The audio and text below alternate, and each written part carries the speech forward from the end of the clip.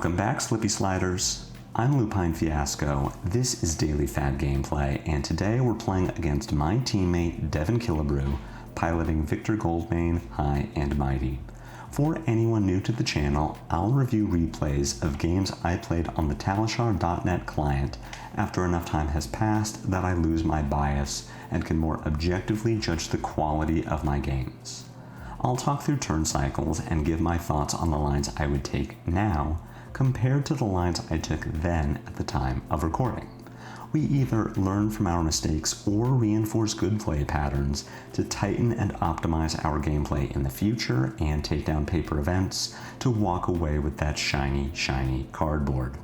If you haven't already done so, please consider subscribing to my channel. It's the best free way to support me and to make sure you see every upload from Daily FaB Gameplay. Want to tighten and optimize your gameplay in real life? Use my affiliate link in the video description to buy your very own Codex journal and be sure to use code LUPINE10, that's LUPINE10, at checkout to receive 10% off your order. Finally, Daily FaB Gameplay is brought to you in part by Hemel from The Bazaar. It's never been more affordable to play in the flesh and blood. Players have been buying the cards they need from Hemel for years. I started buying from him in 2023 and have never found a better deal. The Bazaar's prices are the lowest for singles, full sets, and class sets, including new releases. High Seas singles and more are available now and ship both domestically and internationally. Message Hemel on Discord, email, Blue Sky, or Twitter to see what he can do for you. Now, grab your claves, take up your mantle, and let's get into it.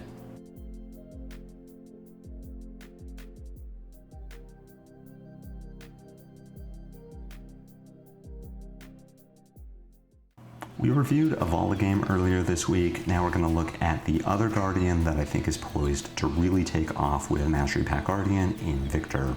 Sorry, Bravo, Betsy players. I don't think your time is now. This is the third game in the 3-game series. I'm going to end up taking this one down. I ended up 2-1 in the series overall. I considered showing you the loss, but it was just so one-sided that it really was not worth examining. We're talking Victor drawing 4 extra cards over the course of the game through clashes, 2 extra cards through Visit the Goldmane Estate, nailing 2 really impactful pummels, winning the game at 15. This game goes a little too far in the opposite direction, I think. Victor isn't doing enough Victor things, and Slippy is doing a lot of Slippy things. Somewhere in the middle, I think this does end up being a bit of a 50-50 matchup. Victor can lose clashes.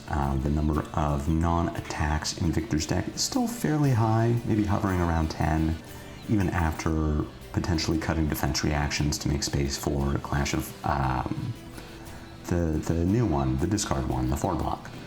Meanwhile, Slippy does play a number of attack actions, Command and Conquer in particular, pulling big weight in this matchup as far as clashing is concerned, being our single 6-power attack that can go positive into some of Victor's blues and even some of Victor's reds. For the most part, Slippy's trying to do Slippy things. We're trying to land big, impactful bonds. To that effect, really glad that we have Bonds of Agony in our opening hand.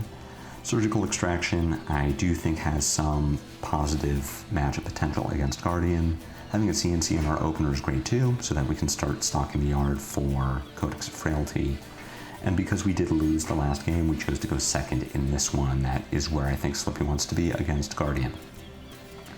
We'll see if Victor's going to let us filter in this opening turn. If not, we still have some good plays. We can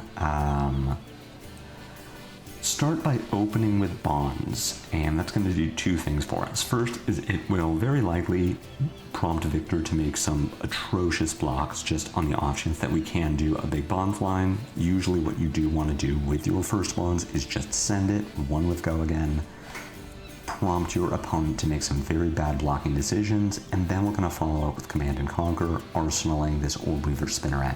What that does for us is not only potentially force bad blocks out of Victor, but it gets a Bonds of Agony into our graveyard, which is mostly there for Take Up the Mantle, but could also be there for Codex of Frailty, right? If we arsenaled something like a Codex, and then we draw 3 Justinics and a 4th card, we'll play Codex, discard the thing we just drew that isn't just an egg, get back Bonds, and send Bonds for 19, right? That's a bit of an extreme example, but there are worlds where you would want to Codex and Bonds back, but mostly therefore just an egg. And then of course, Command and Conquer, threatening the arsenal. We do see Crown of Providence over on Victor's side of the board, so he doesn't necessarily need to respect the CNC. He could just put Crown in front of it, sink the arsenal, take some damage, keep the 5-card hand. But we have 2 more Conquerors, 3 Leave No Witnesses, and 3 Codexes in our deck. So if Victor gets his Crown on the first CNC, that's just opening the door for 8 more instances of arsenal disruption that Victor will need to respect. Looking at a Test of Strength coming down, potentially alone, though maybe with another card, to stop the Bonds of Agony. This is really the power of Bonds for 1 go again. If you can get 2 cards out of your opponent, even with Test of Strength threatening to draw Victor a new card to replace it, that is just something that Victor will not have available to block the Command and Conquer. Maybe Victor really likes this arsenal, doesn't want to sink it, and he would otherwise give us Aurum Aegis and this Test of Strength to stop the CNC. The Test of Strength is now gone, so we're either looking at 2 3-blocks from hand to stop the CNC, a 3-block and 2 pieces of 2-block armor, or that Crown of Providence. This is great for us too. Test of Strength, flipping a Visit the Goldmane Estate to our Sink Below. Ideally, we would have won this clash, but if Victor isn't winning his clashes and drawing those extra cards, then it really doesn't matter whether we're winning or not. The important thing is that we aren't losing. That's going to deny Victor his value, and suddenly our deck is much better at keeping up. Victor doesn't have any gold on the board besides the Aurum Aegis, which he wisely decides not to break. So neither player is going to reset the top of their deck. We know that Victor's looking at a Goldmane Estate. I'm going to go ahead and flick a Clavier. And there are 2 reasons I'm doing this. The first is what I talked about in the Volta game from earlier this week. I just find myself in these positions where I don't have a Calicera, and it really hurts my ability to play on small hands. The Calicera helps so much with pitching a blue to spend a resource and then coming with Command and Conquer, or pitching a blue to Calicera, then Codex of Frailty, Command and Conquer, or pitch a yellow to Calicera, use your Tunic, Command and Conquer. Having that first Calicera is really, really nice. The fact that we're also marking Victor here after he blocked 6 on our Command and Conquer means that Victor is going to stay marked. We'll start our turn with Victor marked, and we have a Bonds of Agony in our graveyard, so Take Up the Mantle is now online, as well as our 3 copies of Mark of the Black Widow. There is our copy of Bonds. However, we do not have a second reaction to go with it, so we could get Bonds online here with Flick Knives and Snapdragon Scalers. The question is, do we want to? We have this Sink Below in hand that is going to cover the crush effect of Crush the Weak. We know that Victor is going to draw a Visit the Goldmane Estate, so if we attack with Bonds for 1 go again, very likely getting that Visit the Goldmane Estate block, so that we can't get over the top of Victor's defense and then take those 3 cards out of his deck. That would be pretty catastrophic for him. With this Sink Below, do we want to sink our Art of Desire Body to try to find another reaction so that we don't need to rely on our Flick Knives and our Snapdragon Scalers to turn on Bonds? Or do we want to just keep our hand? Because our turn here can be, or Weaver Spinneret, give our Bonds +3, send 4 go again. We've got Just a Nick, Snapdragon Scalers, and we can even flick the Calicera that we just made to turn our Bonds up to 12. That'll get over the top of most of what Victor is blocking with. And then we get to follow up with an Art of Desire Body. We will have no arsenal at this time, so hitting a red off the top of Victor's deck draws us a card which is relevant. We can just arsenal that. I think that's a fine play. There aren't too many cards that would be misses in this situation. Probably something like Spike with Blood Rot is the worst card that we could draw.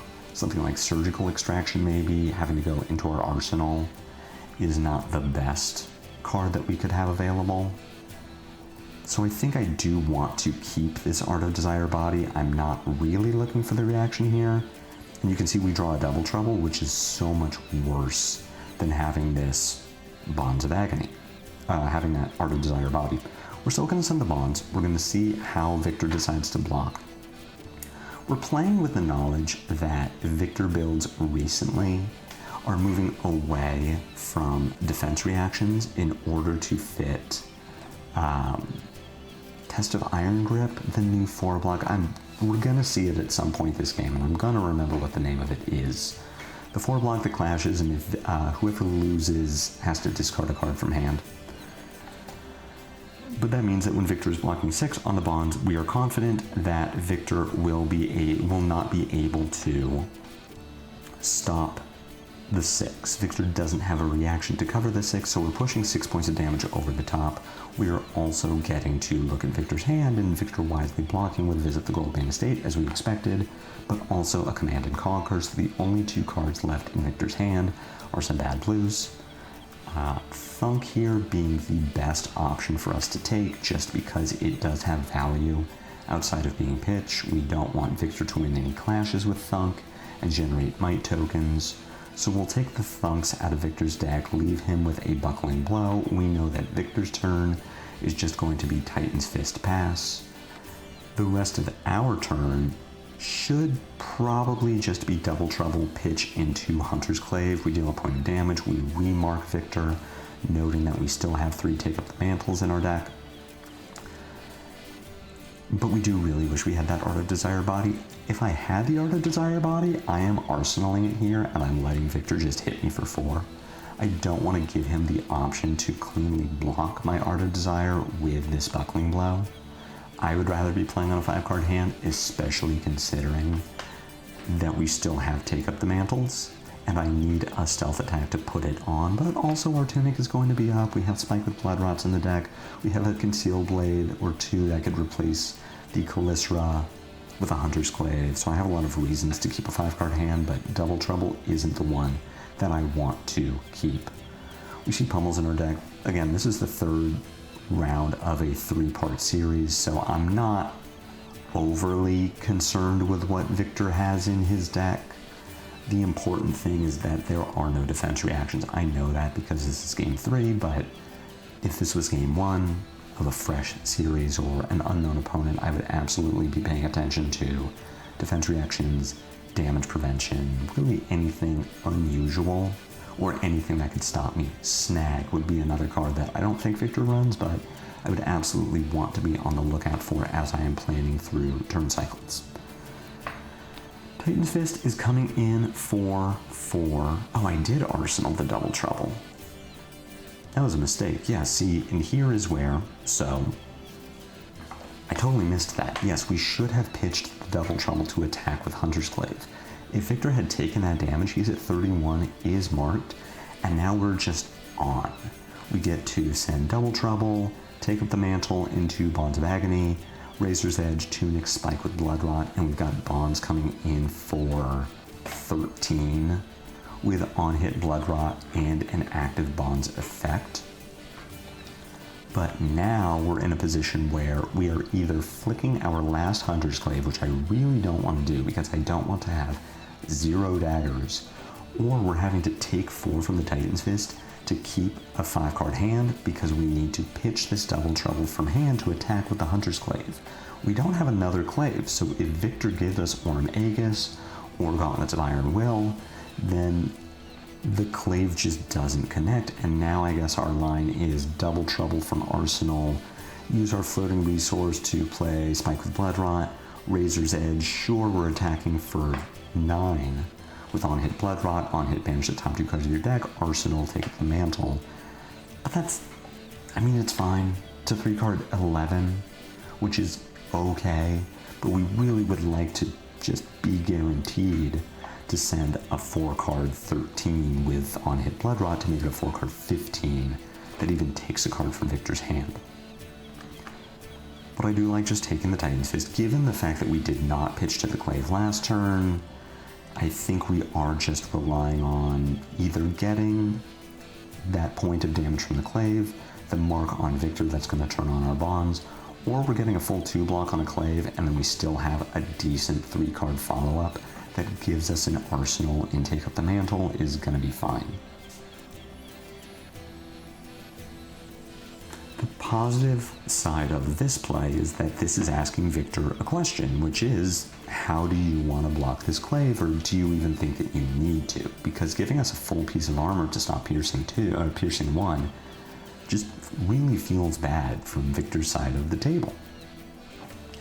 We also have the potential to say no reactions, do nothing with that mark. Victor doesn't know. But because Victor's now marked, 1, he took the damage from the glaive, so he is marked. He answered that question incorrectly because we have a reason for Victor to be marked, take up the mantle being the better one, but it could also be marked the Black Widow. But now needing to also answer this question of, this is a stealth attack. Do you think I have take up the mantle? There is no good answer to this question. Say we had another stealth attack in our hand. Say this Razor's Edge or Spike was another stealth attack. Maybe Victor commits blocks to this double trouble. We say, okay, no reactions, here's another attack. And now Victor needs to answer the same question, do I think you have take up the mantle? Slippy is really difficult to play against when you start marking your opponent because you just have so many bad answers to these questions. And now Victor's taking 10 off the bonds because he gave the worst bad answer. There were no good answers to this question because we could have just not had bonds and not had take up the mantle and just send big damage over the top of blocks, or Victor really commits his entire hand to stopping the double trouble and we just pass the turn with an attack reaction in hand, a take up the mantle in arsenal. Instead, Victor now answered even worse than that, is taking 10 damage from an over-the-top bonds, is taking a blood rot, and is going to lose another card from his hand. Being Thunderquake, Golden Sun, or Wallop. So again, we need to decide what is the best card for us to take. Victor does have Tunic up, so if we take either one of these blues, Golden Sun is still online. If we take Golden Sun, then I believe Victor's line is probably pitch one of the blues, Titan's Fist, Arsenal, Thunderquake, and have the option to crown it away, or keep 2 blues and send a 3-card 8. The answer here needs to be Golden Sun, right? I don't think there is a world where we're taking either of these blues, considering that Victor can play Golden Sun if we let him keep it. He will still have 1 Golden Sun in the deck, which is going to help him win clashes. It's going to help him push overpowered damage to close out a game. But if one of these blues was a red, then I'm definitely taking the single blue and leaving Victor with either nothing to do on his turn or pitching 2 cards and pitching 2 cards to send Titan's Fist for 4.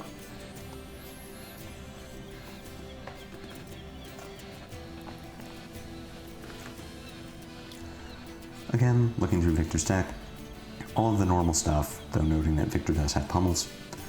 We have kind of an interesting hand here. Infiltrate, Razor's Edge is going to be pretty nice. We do want to push that 6 damage and maybe find something on the top of Victor's deck that we could play. I do like keeping one of these Justinics for Arsenal, for one thing. The second Justinic doesn't do anything for us. We would be using Tunic and pitching Justinic to Clave at the end of a turn, and I'd rather get 3 points of value for my Justinic than half a point of value. We can also Arsenal the other Justinic. We have Crown of Providence if we need to filter it away to make room for Codex of Frailty, but we still have Bonds of Agony in our deck. We should still have a copy of Double Trouble that isn't at the bottom of our deck. We have 3 Persuasive Prognoses, so having a Justinic in Arsenal is potentially very strong.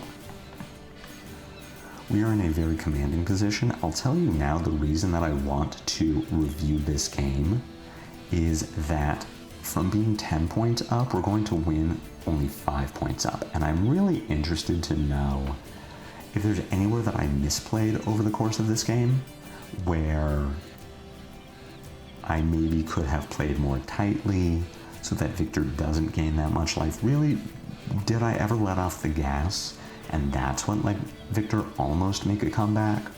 Or is this just the way that Slippy Victor goes, where if we aren't just absolutely high rolling, that Victor is going to be outvaluing us. He just won a clash with Test of Strength, so draws a blue off the top of our deck.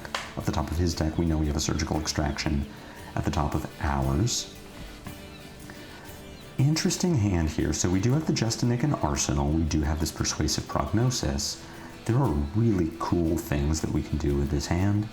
We have the ability to pitch a blue to send Surgical Extraction. We could also use Tunic and our red to send Surgical Extraction while keeping a Concealed Blade. If Victor blocks 4/4, maybe gives us another Test of Strength. We could Concealed Blade over the top of it, get a Clave out of our inventory, and also get our Surgical Extraction effect. Now, of course, with Command and Conquer, we don't have that option anymore. But we can do a few things. We could block with Surgical and Concealed Blade. We can play our Orb Weaver Spinneret, send Persuasive Prognosis for 4 go again, then Justinic up to 9. That sounds pretty cool. We do need to decide if we are respecting Pummel here. Victor does have Tunic up, has a floating resource, even has a second card in hand if for whatever reason he maybe wanted to pitch that to play a Pummel. What happens if we block with Surgical Extraction and Concealed Blade and we do get pummeled? We lose our arsenal. We're probably discarding Persuasive Prognosis. I am playing Orb Weaver Spinneret, using my Tunic and attacking with Calicera for 4. It isn't the worst play. We're still up 6 points of life, even if Victor does block out the Calicera attack. But we could also just use our Crown and have a relatively good series of options with the cards in our hand. So I like using Crown here. As much as I'd like to keep this Justinic, I've seen Victor's deck. I know that there are 3 pummels in it. I don't want to be the victim of that, and instead what happens is Victor just passes with 2 cards in hand, so we would have been totally fine to block for 6. Instead, we have some other options now. We still have our Spinneret into Prognosis for 4 go again line. I think that's pretty good. We then get to do something really interesting depending on whether Victor has an arsenal or not, which is we can either pitch a blue and attack with Command and Conquer, then arsenal another blue. We'd probably be pitching Surgical to attack with Command and Conquer and arsenaling Concealed Blade. We could also use our Tunic, our Surgical, and our Concealed Blade to play Macho Grande for 8 overpower, which I don't know if that's the best line we have, but it is a cool line that we have. But in any case, Spinneret into Prognosis is just a good way to start this turn. If the Prognosis gets blocked for 4, maybe with a Test of Strength, really anything that isn't Gauntlets of Ironwell, we could Concealed Blade over the top in order to push a point of damage plus the Prognosis effect. So this does get covered by the Gauntlets of Ironwell. We could play Concealed Blade. We won't, because Gauntlets of Ironwell says that the +1 also gets -1, so the Prognosis will not connect. We now just have the option of playing Command and Conquer, pitching our Surgical, arsenaling our Concealed Blade. Probably what we would do instead is pitch Surgical to Clave, then Tunic CNC, pushing 7 and marking Victor. Or we have the other line, which is Tunic, Surgical, Concealed Blade to play Macho Grande. So do we want a 2-card 7 with Destruction, or do we want a 2-card 8? Honestly, the right play here is Clave CNC, even noting that Victor has Crown of Providence up and could save the arsenal. But what's much cooler is just playing Macho Grande. We were also in voice chat at this point. I've got a couple guys egging me on, like, he won't play the Macho Grande. He can't play the Macho Grande, but I gotta tell you, playing the Macho Grande is pretty cool. So we've got 8 Dominate coming in, which, as much as marking Victor and sending Command and Conquer and arsenaling a reaction for Bonds of Agony would have been good, 8 Dominate is not bad here. Guardian is generally very bad at converting large hands of cards. We know from Victor's last turn that he was not really able to utilize his whole hand. We would have been in a pretty good spot to send that Macho Grande. That was actually good. We know that Victor had difficulty converting that hand, and unless he has Pummel here, he's going to have difficulty converting this hand as well. Sending the Macho Grande was not a bad decision. Could it have been a better decision? Sure. We would have gotten his Crush of the Week, or maybe Victor just uses Crown of Providence, which is good because it gets it off the board, which is something we care about. But still, sending the Macho Grande there, not terrible. What do we have going on here? We've got a Crush of the Week coming in for 7. We need to block more than 4 to avoid getting crushed if we wanted to play Mark of the Black Widow. That isn't something that I'm super committed to doing. I think what I like doing instead is blocking with the Spike with Blood Rot, pitching, take up the mantle to send Command and Conquer, and then arsenaling Mark of the Black Widow. If our Tunic was even close to being up, I would think keeping the Spike is better than keeping the Mark, and we just play towards finding another stealth attack that we can get over the top of blocks. But we're 3 turns off of Spring Tunic. I really don't want to keep Spike here. And arsenaling Mark of the Black Widow just to have a stealth attack in Arsenal is pretty good. This also plays around Pummel. Oh, sorry, we have an Arsenal. I totally forgot about this. Okay, scratch that. We just block with Spike and Black Widow. Cover 6, take 1, send CNC, pitch Mark the Black Widow, either leave the CNC in Arsenal or Arsenal the other CNC. This also plays around Pummel because we can discard the CNC from hand in order to play the CNC from Arsenal. So I totally forgot about that. Yes, this is definitely the correct line considering that we have an Arsenal. So we do get hit for 5. We are going to get pummeled. We are now crushed, which doesn't matter because Command and Conquer has more than 3 base power. This is just Brutal Assault. Our opponent doesn't have an Arsenal, but this also represents almost half of Victor's remaining life total. At a certain point, Victor does need to care about that, and we still have Bonded Agony in our deck. We still have 2 Just Nicks that we haven't seen. We have 1 more Take Up the Mantle. There are definitely things we can do to close out an 8-point life total. So Victor wisely gets his card, plays Visit the Goldmane Estate, draws into a new card, has 3 might available for the next turn. Hopefully we don't need to block with anything that we have. I would like to send, probably looking at Infect for 3 go again, Razor's Edge that over the top of blocks to push probably 5 damage, 3 from the Infect and then 2 from the Blood Rot, follow up with an Infiltrate, and then Arsenal Sink Below. Although using Sink Below here also good to play around Command and Conquer. I would need to look at Victor's graveyard. I know we've seen 1, I think we've seen 2.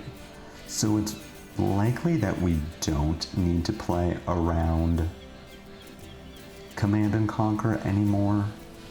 So we could have definitely been at 13 here and had a Sink Below for the Arsenal. Got a Test of Iron Grip, see, revealing a Spike with Blood Rot on top of our deck and a Blue Buckling Blow on top of Victor's. We now need to discard a card. Between Razor's Edge and Infect, we know the top of Victor's deck is blue. A very bad blue at that. So I think we would rather keep the Infect and send 3 more damage. That represents potentially 5, than we would keep the Razor's Edge, which pushes 2 damage and gets us a card that we don't want to play. We could also think about arsenaling the Infect here.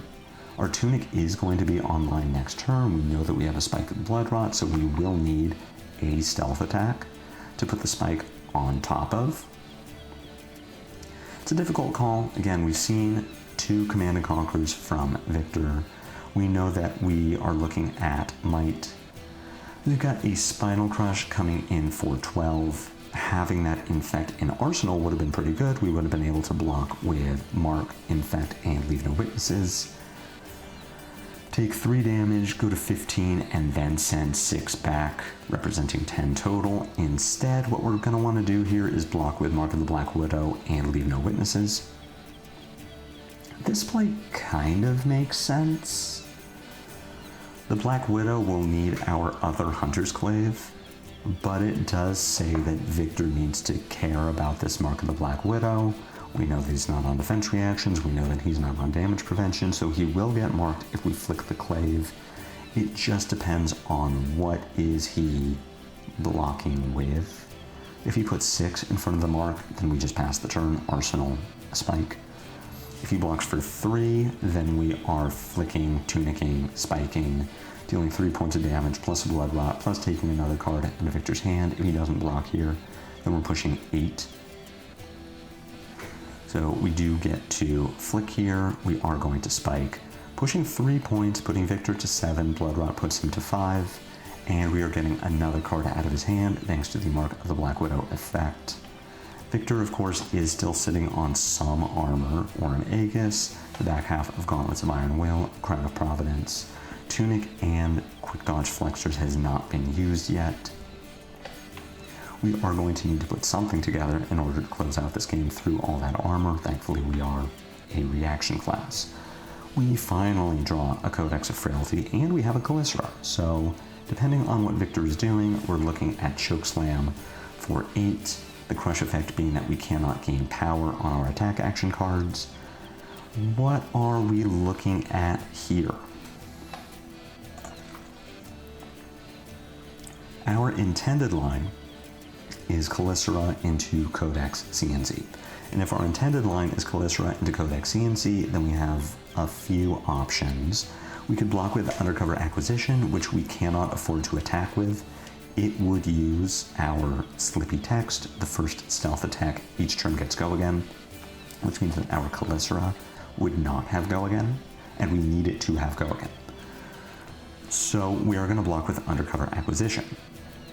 Then we could attack with Calycera and keep Tarantula Toxin, which has both modes. Because Chokeslam only affects our attack action cards, not our weapons, the T-Tox will be active, so if Victor doesn't block the Calycera, we're putting him down to 3 after T-Tox, and if he does block the Calycera, we're putting him down to 3 because T-Tox has 2 lines of text. We then get to Codex, Command and Conquer, which is threatening lethal. I think I like that line the most. Victor is going down to 5 after this Blood Rot. The T-Tox would actually put him down to 1 if he doesn't block, and then we just Codex CNC flick to kill him. So I really like that. I like blocking with Undercover Acquisition here, taking 5, then sending Calycera, T-Tox into Codex CNC, rather than blocking with the T-Tox, taking 2, Calycera for 1, Codex CNC. I like going for the win here, and even though we are telegraphing that the Calycera will have T-Tox, that just says, okay, Victor, put 2 cards in front of our 1 power dagger. That's fine. It even depends on what those 2 cards are, because the wrong 2 cards still puts him down into not only lethal range, but Flick Knife's lethal range, which he's going to have to pay extra attention to. Now, unfortunately for us, Victor still does have Crown of Providence, which means that the Command and Conquer is not guaranteed to get blocks from hand. At the same time, Victor is at 5, so the Command and Conquer on hit, in a lot of cases, is die.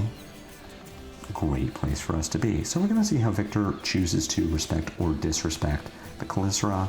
Now, unfortunately, while Chokeslam does not affect our weapons, Gauntlets of Iron Will does. So Victor is going to stay alive at 2. The Gauntlets of Iron Will did say that our T-Tox gave Calycera +2 instead of +3, so we don't get to put him down to 1 into Flick Knife's range.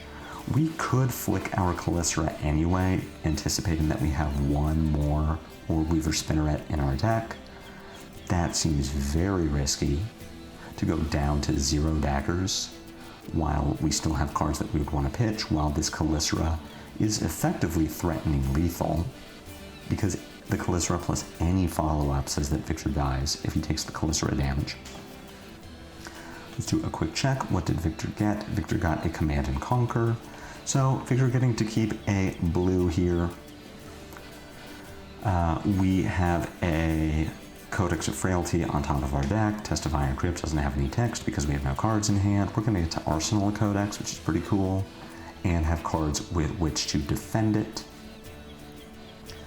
We also, it is worth noting, have not played a Kiss of Death this game, so that could be another reason to go ahead and flick knives. We have effectively 4 daggers left in our deck, 1 Orb Weaver Spinneret, 2 Kiss of Death. Here we're playing with Undo. I forget exactly what it was that Brew needed to fix, but now we're undoing again because he did the Test of Iron Grip before. It just ended up being like something got... It was silly. So we immediately get punished for not flicking a dagger, drawing into our Orb Weaver Spinneret. If Victor was at 1 here, we would be able to block 9 with Infect, Acquisition, and Art of Desire Body, play our Orb Weaver, get another Calicera, play Codex, get literally any attack from our graveyard, and then flick the Calicera to win. Now instead, let's not pretend that we're in a bad position here. We're still in a very good position depending on what Victor does with these cards.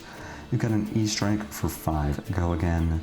Victor does not have Tunic online, so I think that the only follow-up here is just Titan's Fist for 3 because of the frailty, meaning that we get to block with 2 cards. We can put 3 in front of the E-Strike, go down to 5. We can put 3 in front of the Titan's Fist, stay at 5. I think the 2 cards we're going to block with will be Art of Desire Body and Undercover Acquisition. Spinneret into Infect is still 6 go again. Victor cannot afford to take 1 from that. 1, he dies to Flick Knives. 2, he gets a Blood Rot that he then needs to care about. And depending on how Victor blocks this, we get the follow-up of Leave No Witnesses for 4 with a Flick Knife to put Victor down to 1. That's going to take most of, if not all of his hand. Turn comes back to us. We attack with literally anything that isn't our single Calicera. Flick that Calicera, win the game. So how do I think that this game ended up being so close? Not drawing a Codex until, turn 10 was definitely not good to help us keep tempo. Outside of those 2 really good bonds, and the second one being very, very good, we just didn't do much in the way of disruption. The Command and Conquers were notably absent for most of the game. I don't think we drew a Leave No Witnesses until, now. So we weren't able to pressure Victor very much off of... This is pretty hilarious for Victor at this point in the game that he does not win a Test of Strength. This notably also a reason that we are winning this game. Victor has tied 2 Tests of Strength and has not drawn a Trounce. That's pretty bad for him. But I think we just didn't apply enough pressure after those 2 bonds, which were, don't get me wrong, great. But after that, we were just doing very on-rate damage, which is not what we want to see against a Guardian who is going to get very good value based on pummel, winning clashes, visit the Goldmane estate. So the bonds were good. We had the right idea there. We just were not able to keep up pressure after that, which is why this game ended up being so close. And if we hadn't had those very impactful early bonds, and I think this could have been a loss, but based on how those Volta games went earlier this week, based on how these Victor games went, that is just the matchup. It's a much better position to be in than something like Syndra or Dash.io, who has to deal with a fridge, getting blocked, potential defense reactions, forced discard really impacting their damage output, very powerful on-hits in Crush the Weak, Choke Slam, Spinal Crush, that don't always affect us as much. Every card in our deck that isn't Codex of Frailty blocks at least for 3. We have a ton of reactions to play around Spinal Crush. It's just, did we draw our reactions with our Bonds of Agonies? Did our opponents block incorrectly around the bonds? How much did Victor draw from Test of Strength and Trounce? Was Test of Iron Will good in the situation where it came down? Did we win that clash and really hose Victor? Did Victor win, but we didn't have cards to discard? There's a lot of room for skill expression in this matchup, but also a lot of room for variance.